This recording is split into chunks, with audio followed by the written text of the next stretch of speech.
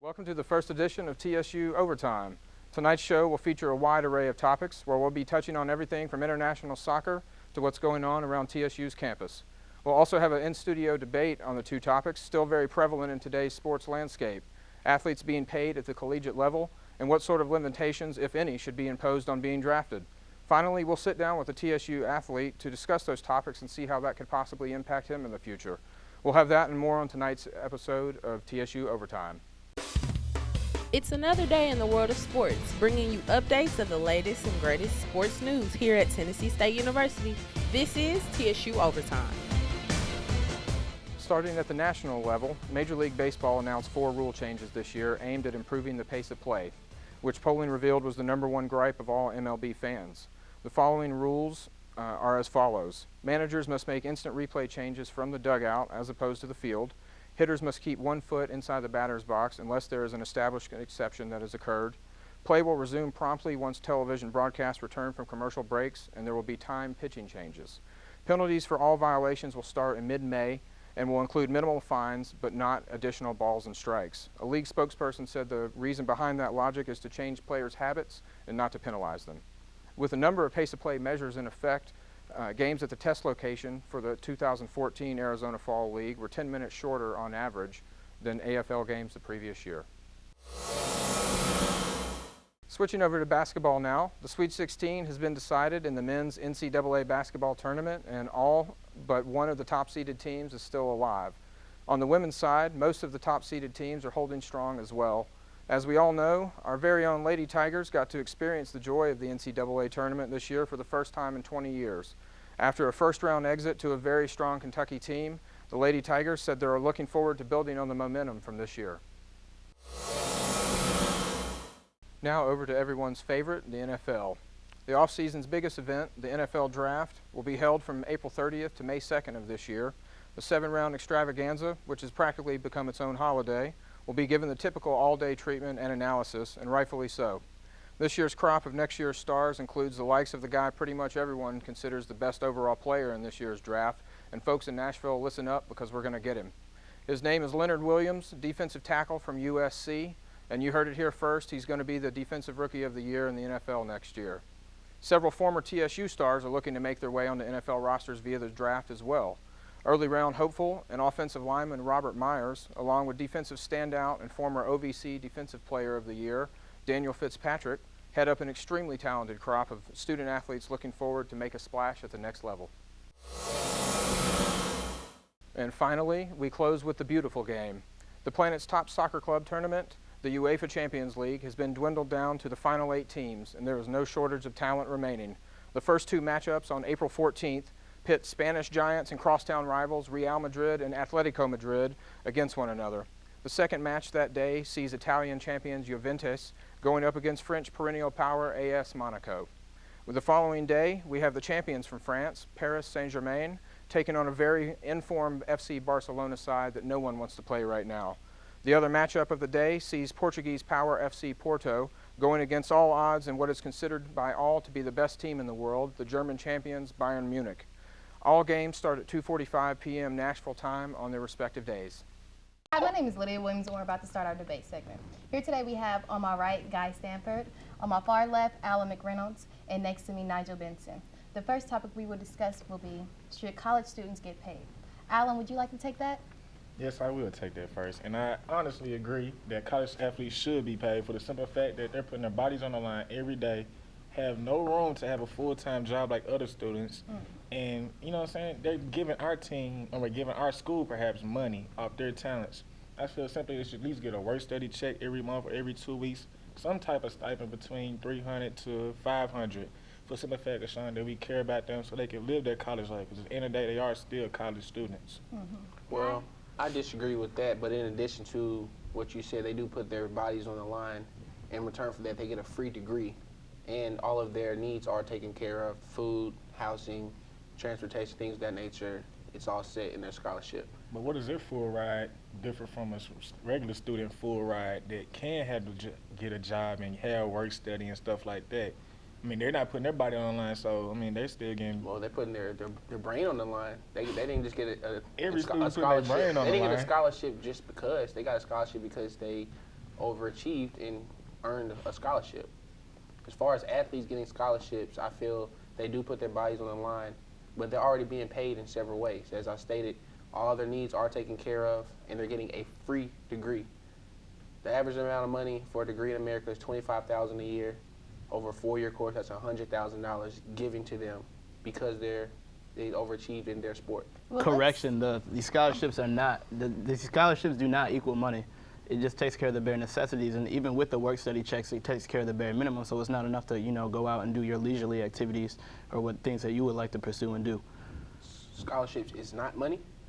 Not in my pocket. It's taking care of the bare school. It's taking care of. I mean, yeah, they had their housing paid for, their food paid for, their books, but at the same time, they had $0 in their own pocket. Right. For things that they want. Everything they need is taken care of in their scholarship. Okay, They but have how do you food, determine what someone transportation, needs? and How do you housing. determine somebody what they need? What do you need besides food, water, transportation, and housing As while a you're in college college? student, a car, clothes, have The fun. transportation, have fun. You don't come to college to have fun. You come to college to get an education and do what you came there to do. You, gotta You don't come to college You to can get have paid fun. either. You can But have you fun. You can have fun while you're in college doing what you came to do. But You didn't come to college to party. You didn't come to college to. You can hang out while you're in college. You came to college to get your education Okay, and Dad, do what was paid but for. still, they're still college students. They still want to go to a party. Majority of these college students pledge and do other things, so they want to have the money to It's go not out and involved in have their fun. scholarship.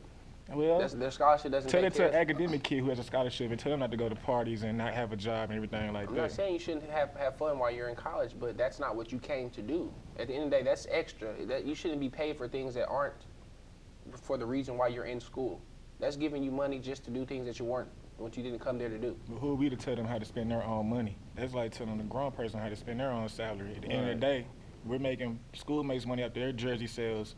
They make ticket sales off They're their getting a degree in talent. return for well, that. you know what? We're going to bring that to the next question. Should there be draft restrictions? Absolutely not.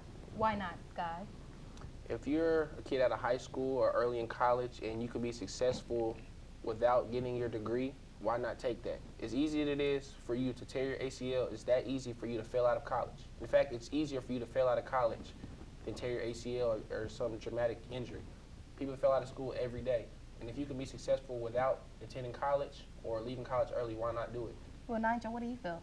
I feel that there should be draft restrictions because at the end of the day, you're one and done students. It tarnishes what a coach is trying to do, which is develop that player and get them ready for the next level, which is going pro.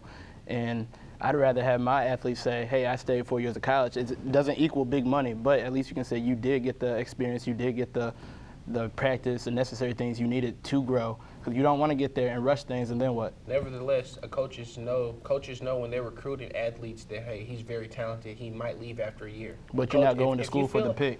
If you feel that that player's going to leave after a year and you don't want him to, don't offer him a scholarship. If you feel that he's talented, he can end up being a #1 draft pick or a first-round draft pick, why would you recruit him if you don't want him to leave early, if he's talented enough to do so? As far as draft restrictions, I think it should at least be a 21-year-old going pro. For the simple fact that you give an 18-year-old, 19-year-old $10 million, they don't even know how to manage that. They never seen that type of money before, especially the majority of the kids who come from I feel like you're underestimating kids or young men as myself. If I had $10 million, look at the freshman I classes can that people manage it. take, though. You take history, you take freshman English. None of that teaches you how to manage $19 million But and be a first Then pick. again, you can't underestimate. That's just assuming that they won't be able to manage it correctly. But you're looking at- I'm 19 years old. I can manage $10 million. But you're looking at the money aspect, and the reason we all come to college is not just to develop professionalism, but develop like how to conduct yourself in the professional world. You like, can do that without college. So it's not just on the sports, on the athletics. It's character as well. That can be done 'Cause you without don't- college. But still, you don't want to get to the next level and say, oh, you got character concerns. Then that lowers your draft pick. So then Again, that can be done without college. what? Not necessarily. So you mean to You're tell me looking at Kobe a- Bryant doesn't have character? You're looking at I'm not saying that. those College high school education. students who came out LeBron like James Kobe. doesn't have a lick of education. They don't have character? Are they not role models to us? Look at rookie LeBron No. and rookie Kobe and all those rookies And that came in. they grew up as men and matured without college education. Well, can you tell us a person who has went straight from high school and has basically went bankrupt? Kwame Brown. Brown. Antoine Kwame Walker. Brown he signed a contract in 2012 for $6 million. He doesn't have to play With what another. team? It doesn't matter. It does matter. It does It matter. does. He What has a team? he has a net worth of $30 million right now. He doesn't have to play a single game for the rest of his life to support him and his family. Okay, But I but wish the him he average, did. the average years that one spend professional is 3.5 years. You say you go in the league at 18, you're done by 22. Then what? What do you do with your life? What if you You don't? have no background degree. You have nothing to put on your resume for some fact that I just played 3 years professional ball. That's What if they it. exceed? What if they exceed 3 years? Look and at play Vince 12 Young. years? Vince Young is now out the league. He works at University of Texas now for the simple fact that he came out early. He didn't finish college all the way through. So what does he have to fall back on? Nothing at all besides his football talent that he say got him in a Different professional strokes league. for different folks. Everybody doesn't need a college education to be successful. Some people do. I'd rather Well, have an I'm NBA going than an NBA. I'm personally, going to but- wrap this up. I would like to say everyone did a great job, but I would like to say Guy won the first question. I'm sorry, the second question, and Alan won the first question. Y'all did a great job. I hope you guys enjoyed this, and tune in next time for the debate. And thanks for being with us, James. I appreciate you coming on and giving us a little firsthand knowledge of the debate topics we talked about. Obviously, you were listening in. You heard all the good points that everybody had to make. Obviously, as a college athlete, I'm assuming that you are for student athletes being paid a little stipend. So, so we'll skip over that and we'll go straight to the draft restrictions. What are your thoughts on that? When it comes to the draft restrictions, I feel like it depends on the sport. If you look at a football player, I'm pretty sure an 18-year-old, who has not been through a college workout or full season can just get drafted into the league and go against some of the huge men on the D line or the O line. And I feel like it needs like 4 to 5 years to develop. Because you go through so many weight training and skill drills and position drills, and it just takes more time. But with a sport like basketball, I feel like an 18-year-old doesn't have to go through all the strenuous drills to get himself prepared for the league. I feel like if you just work on your technique and defensive drills and speed, I feel like you have a chance in the league, at least for basketball. So what you're saying in basketball is just because they're not doing as much actual like violent physical contact. Yes. So you're saying because of football, just the actual physical toll that it takes Yes. on your body just from the repeated hits. Okay, fair enough. So what makes you think is the main difference there in terms of in terms of basketball? I mean, if you look at What I'm saying is like take someone like LeBron James. Yeah. He played football in high school, I know. Yeah. So what if he wanted to go to the NFL? You don't think someone like that would be ready to go to the NFL? No. Even though LeBron James was a stellar athlete in high school, basketball and football, and you look at other guys like Allen Iverson. Allen Iverson was a way better football player than he was basketball. But if you look at the physicality of football, and Especially his size. So. and the drills that you have to go through and the practice, I mean, nobody's ready right out of high school to go into the league for football. Okay, at all. fair enough. Well, you've definitely got great, I guess, a great firsthand insight on that, going through the TSU football program here. Mhm. So, what do you have you been able to talk to any of the guys that had pro day recently? I talked to a couple guys. Robert Myers, I talked to recently. He said pro day was great. Even though he was in the combine, he felt like some of his drills got better. His 40 time got better, and just felt a little stronger on the bench reps. And then Daniel Fitzpatrick, who has a great shot to get drafted as well, said that all the drills went well. Felt like his 40 time was good and his bench reps were good. And, just about all the guys, Okay. I feel like, all the guys who do pro day at least have a chance. Okay. And, they have the time to show the scouts, their true potential for the draft. And I feel like, every one of our guys has a great shot. All right, that sounds great. All right, excellent. Well, I guess, again, thanks for being here. Thanks for having me. I appreciate the firsthand knowledge. Look forward to some more football from you in the future. So if you want any kind of other information, please check out our TSPN YouTube page, and you can check us out online also at tsutigers.com.